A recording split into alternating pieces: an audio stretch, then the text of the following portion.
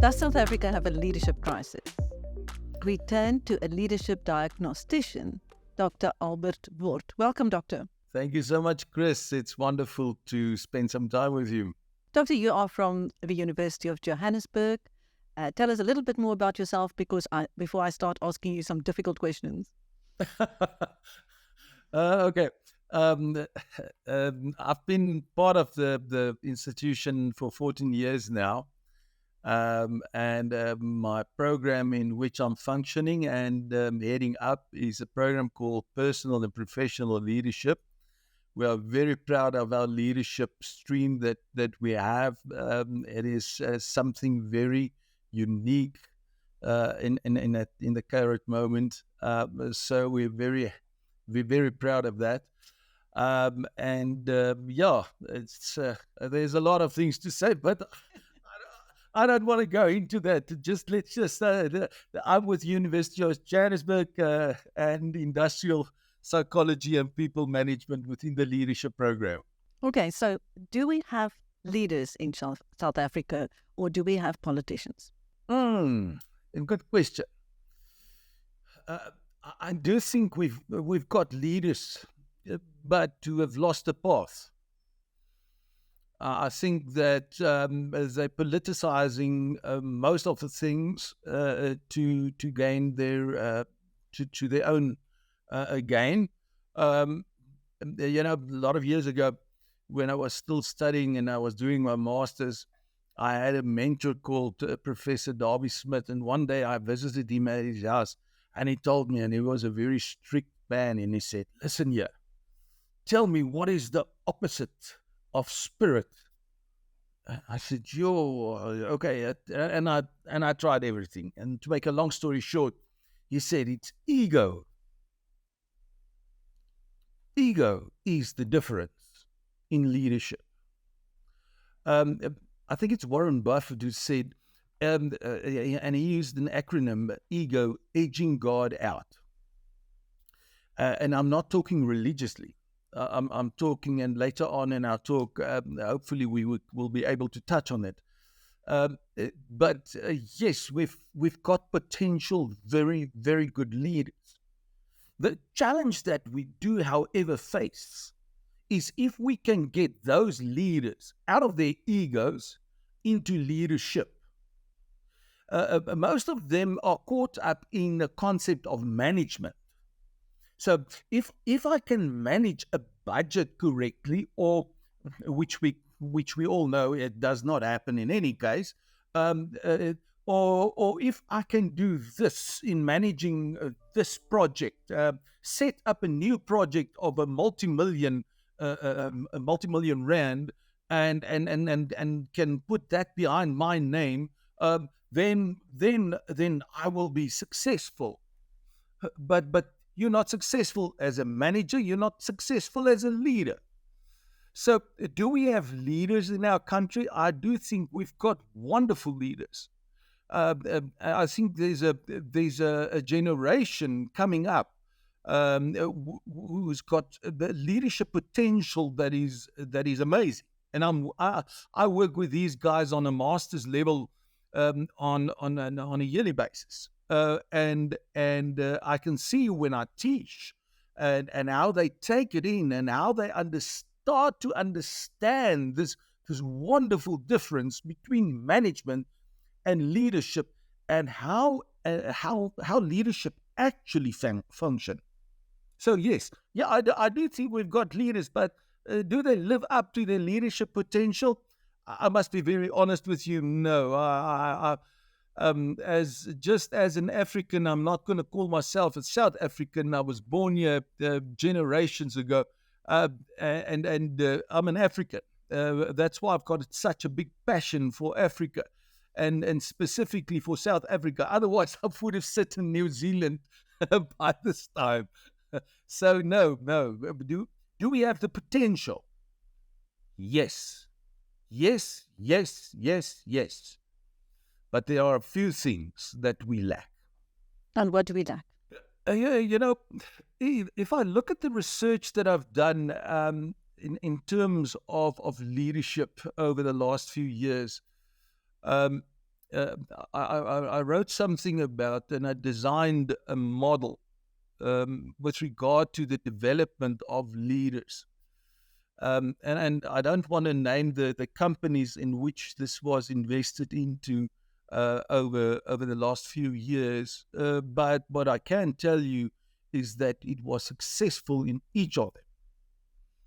And in the one, a very, very big mining company in South Africa, where I did my research, um, the conclusion that I came to was that there are 5 very specific C's, because I like to work with acronyms and etc. I worked it around it. It's character, caring, competence, commitment, connectedness. Now here is the thing.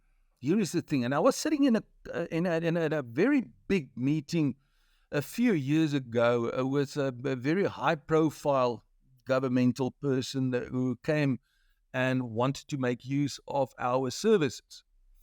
And he took a pen and he was on that writing board, that whiteboard, and he wrote a lot of things. And this competencies must be done, and this competencies and these competencies. And I just went to the meeting because otherwise I would have been in trouble. I'm a bit of a rebel with a cause, but otherwise I would have been in trouble. And I was sitting there, and at a point I could not take it anymore. And I stopped him. I said, "Whoa, let's just stop here."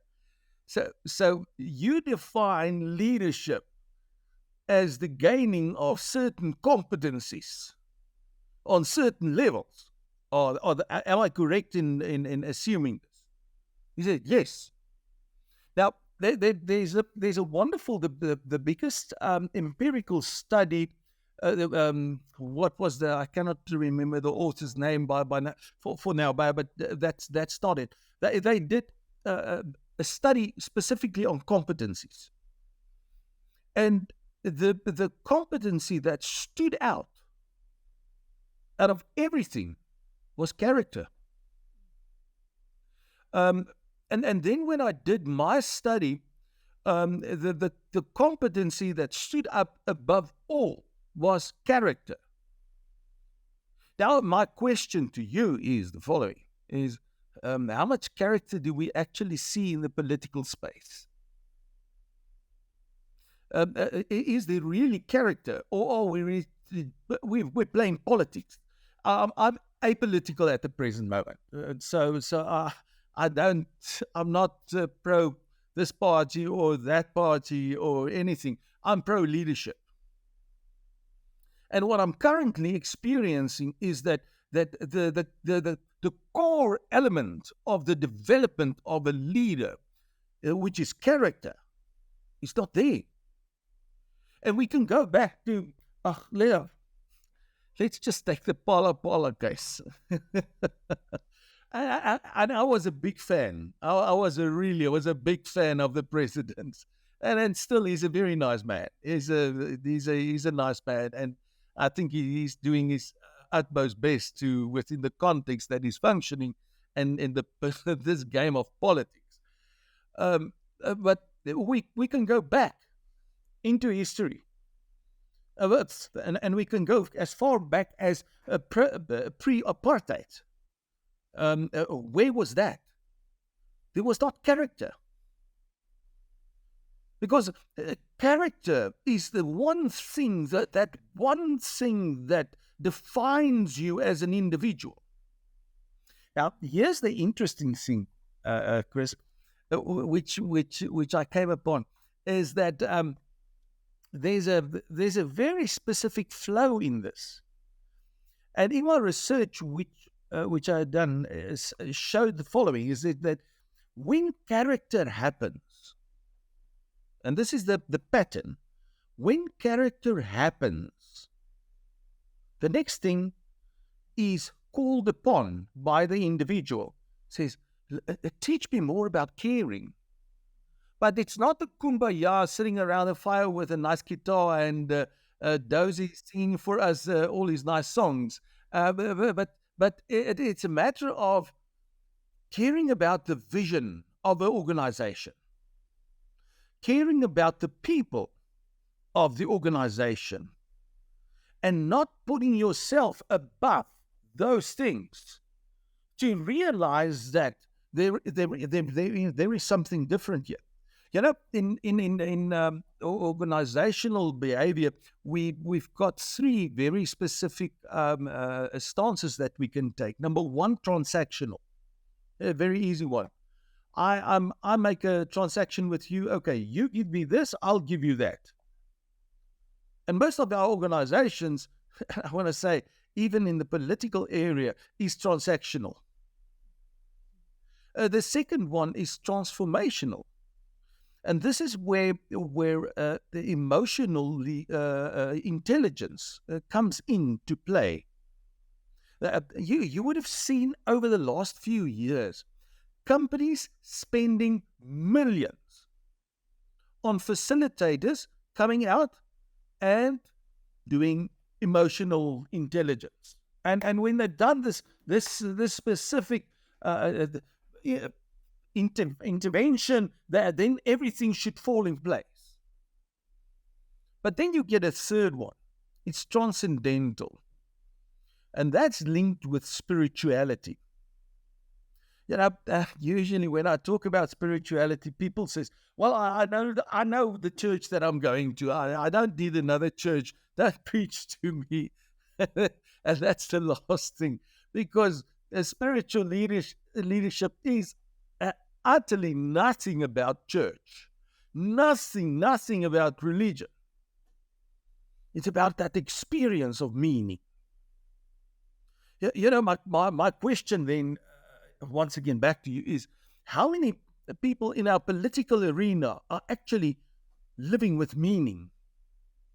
And that the people that they are serving, because that servanthood links up to transcendental leadership. How many of our leaders in our political arena are actually servants? That's why I say, yes, we have the leaders, but do they understand leadership? I'm very sorry to say they're in a very sad state. And as a diagnostician of leadership, so really, and I can pull this through into organizations, just into organizations, just for interest sake, go and look at what the return on people is in an organization. People just resigning and going, and then they just go and say, I cannot take this anymore, I'm going home. And they will rather sit at home earning absolutely not 1 cent than rather taking the toxic leadership that is out there. There's an author, and he wrote a book on toxic leadership, and he called it Snakes in Suits. And you know, I do believe that at the present moment, not only in the organizational context, but in the political context, we've got a lot of snakes in suits. And I'm not only talking about Malema. He's a different discussion in all. Snakes in suits. So you as a diagnostician, you are signing prescriptions for terminal illness here, or are you signing death certificates? Well, okay, I'm gonna take that wave and try and serve that one. Listen here, is the political arena in our country at the present moment at a point where we can say it is safe? It's a safe space for our voters to go into and to authentically choose a political party? And my answer would be no. Because there's one thing that's not happening, and it's servanthood. When you're placed in a leadership position, it's not to show how great you are or the knowledge that you carry, but the potential that you have to serve people. But because that's what a leader is. A leader is not a title.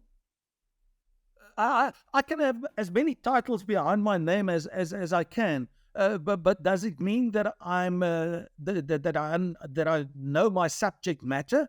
No, it does not. It means I've got a qualification around it.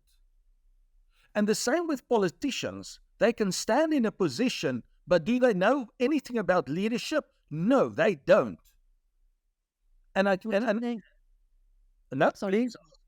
So what you're saying, our country is now at the mercy of egos who don't care. Absolutely. Absolutely. There's one party which is really attracting my interest at the moment, and I hope they can stay authentic. I truly hope they can stay authentic. You may tell us which party that is, if you want. Yes, Herman Mashaba's Action South Africa. Do you think he has the 4 C's or the 5 C's? Sorry. I do think so.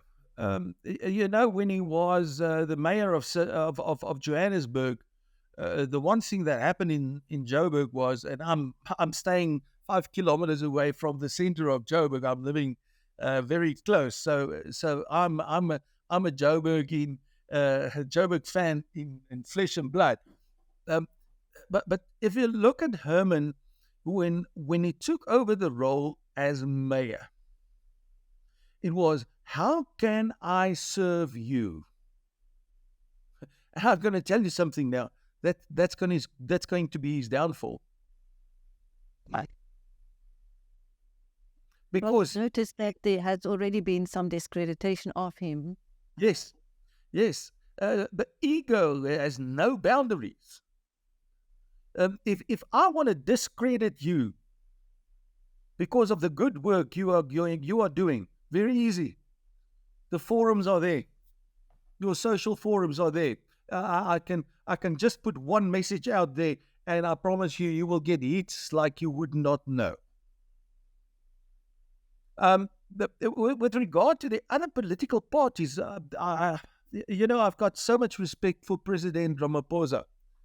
And when he was voted in, I really thought, because the essence of the man is that he's a servant. He's a strategist, but he's a servant. And for some reason, things changed. And I'm not seeing that anymore. If I look at... What has he lost? What has he lost? Authenticity.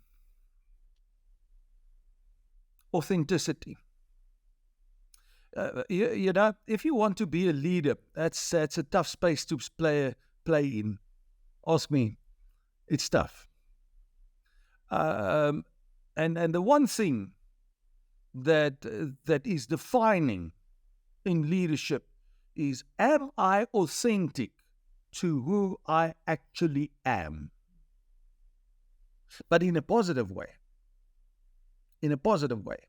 There's a difference. I can be authentic to who I am. Let's take our dear Mr. Malema. He's authentic. He's very, very authentic. But does it add value? One of my favorite authors, Kevin Cashman, he said the following. He says his leadership is the living of authenticity in the adding of value to you and me.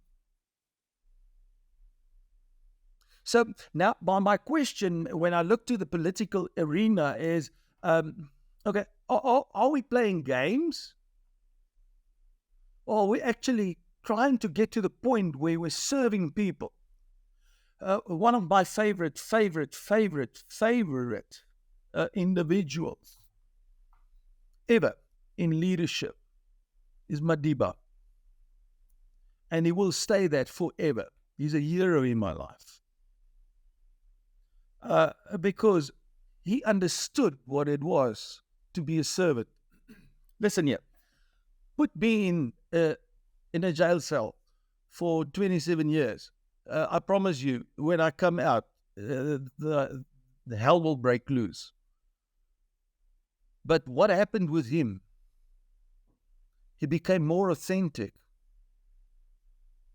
The ego went away.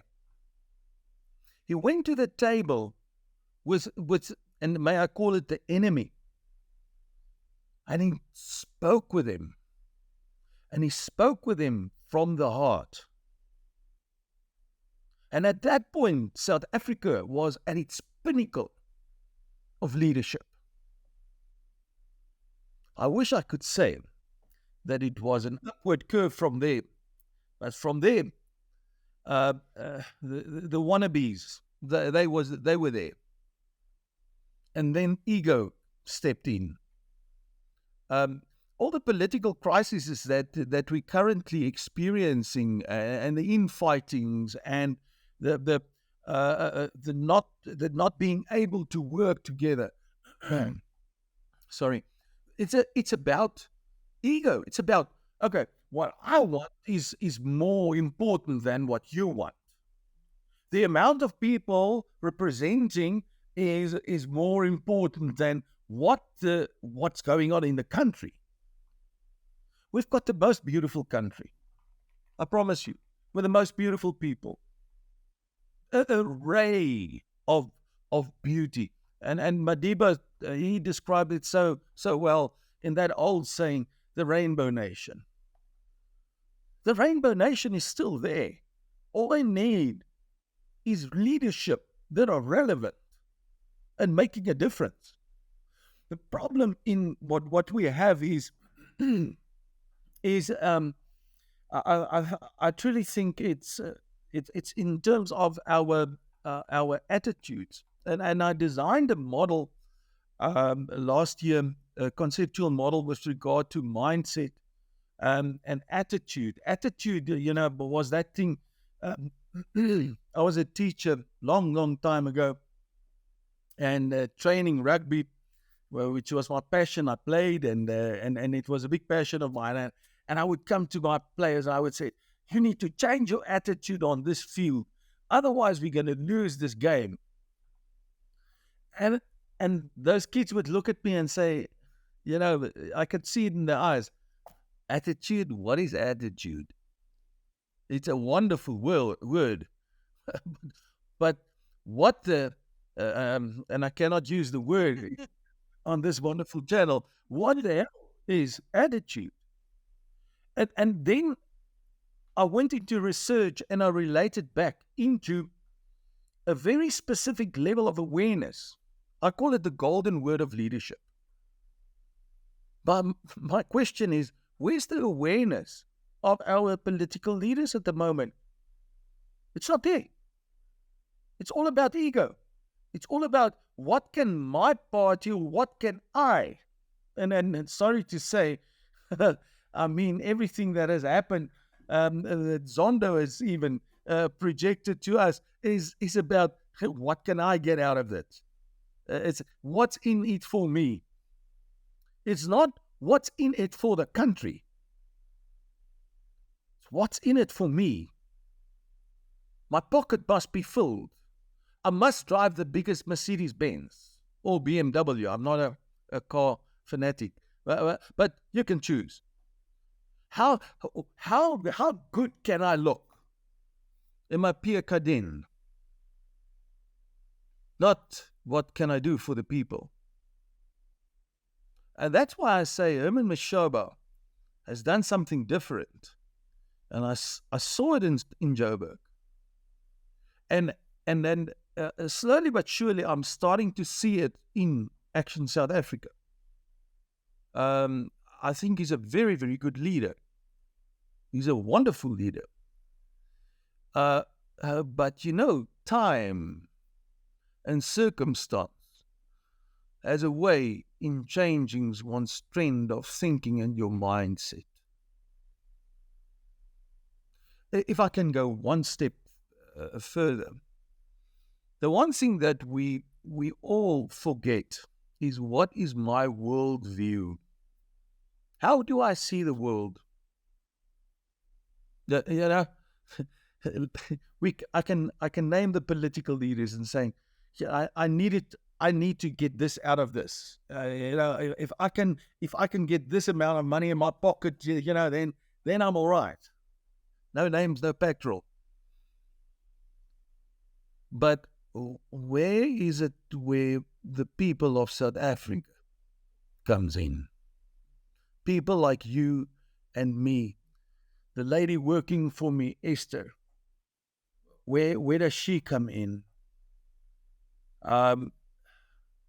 Where does my gardener? Where does he come in? The owner of the local spar, where does he come in? Where does my children come in? Because we are playing politics. And until we change our mindset and the attitude that follows on that, things are not going to change. They need to become there need to become a mind switch.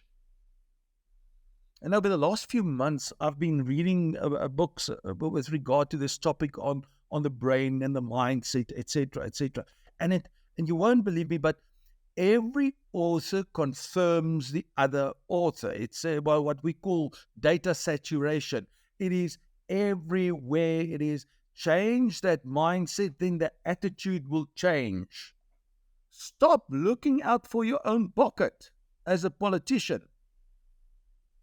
Start looking after the people, as was displayed by Madiba. Doctor, thank you. Thank you very, very much for sharing your deep thoughts on leadership in South Africa with us. That was Dr. Albert Wort, a leadership diagnostician, talking to us about the leadership crisis in South Africa and the lack of leadership shown by most politicians and party leaders in the country. Thank you, Doctor. It was only my pleasure, Chris. Thank you for the invitation. I truly, truly appreciate it.